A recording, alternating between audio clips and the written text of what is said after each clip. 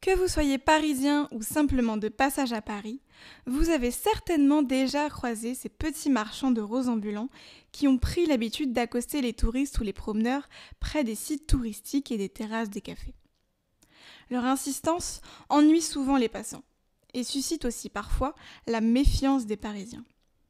Pourtant, leur pratique atteste d'une longue tradition florale parisienne. On trouve des traces de l'existence de bouquetières dans les rues de Paris depuis la fin du Moyen Âge, et leur activité s'est développée en même temps que l'expansion urbaine au fil des siècles. En effet, avant les grands travaux haussmanniens qui vont peu à peu transformer la capitale, la ville est dépourvue d'espaces verts.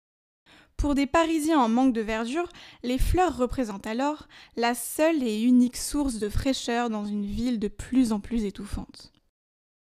C'est au XIXe siècle, à la suite de plusieurs restructurations, que le métier connaît son apogée. La profession est alors exclusivement féminine, et seules les filles sont autorisées à reprendre le commerce de leur mère. On distingue deux grands types de bouquetières, celles qui possèdent une étale et celles qui s'organisent en un commerce ambulant. Celles qui sont installées sur une table ont souvent des fleurs plus fraîches et aussi plus chères. Certaines fleurs étant trop précieuses pour être déplacées trop régulièrement. On y retrouve toutes les fleurs en vogue selon les saisons. La violette, fleur favorite de Napoléon, l'iris, le lys, la rose ou encore l'anémone. Ces marchandes sont ordinairement installées devant les kiosques ou sur les places où passent les gens fortunés.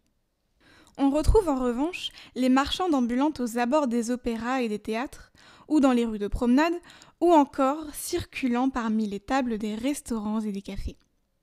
La tradition veut alors qu'elles proposent des fleurs aux hommes accompagnés afin qu'ils puissent les offrir à leurs dames. La réalité du métier est cependant moins romantique qu'il n'y paraît. Il n'est pas rare que les bouquetières se transforment en prostituées occasionnelles lorsque les fleurs et les clients viennent à manquer. Aujourd'hui, si les bouquetières ont disparu des terrasses de café, la précarité de leur métier touche à présent une toute autre population. En effet, ce sont surtout les hommes issus de l'immigration clandestine qui tentent aujourd'hui leur chance comme vendeurs de roses, perpétuant par nécessité une tradition centenaire, aujourd'hui peu estimée par les Parisiens.